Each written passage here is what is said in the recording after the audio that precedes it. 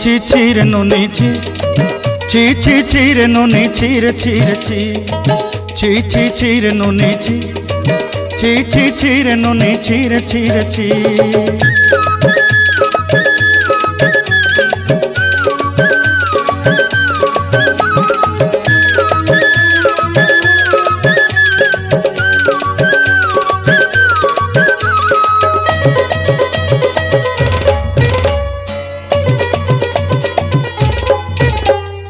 सरते दिनर संग हेबा काजे फाजल नहीं रे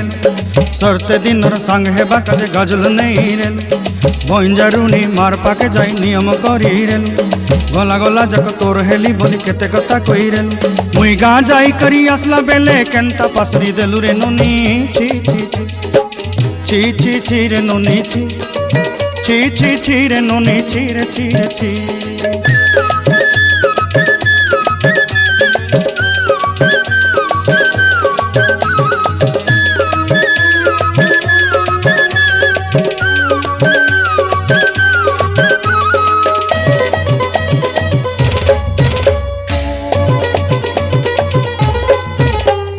धन के देखलु तुई ननी सिना मन के चिन्हलु ना सोना के चिन्हलु बाना के चिन्हलु मनुष्य चिन्हलु ना धन नाई बोली मोर पाके ननी तार काजे उठी गल धन आचे सिना मन नाई ताके तुई जानी न पारिलु गोटे दिन मिसा जगी देलु नाई केड़े कथा करी देलु मुई गाँ जाई करी आसला बेले केंता पासरी देलु रे ननी छी छी छी छी छी छी रे ननी छी छी छी छी रे ननी छी रे छी रे छी।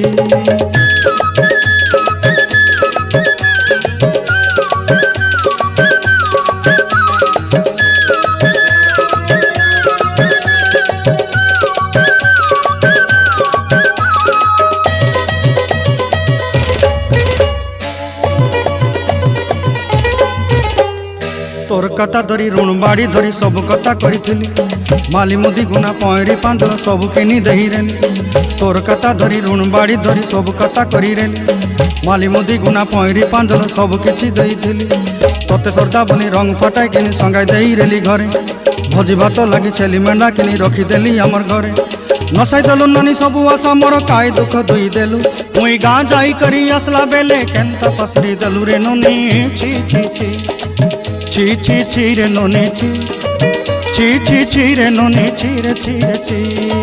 छी छी छी रे छी रे छी छी छी छी रे नुनी छी रे छी रे छी।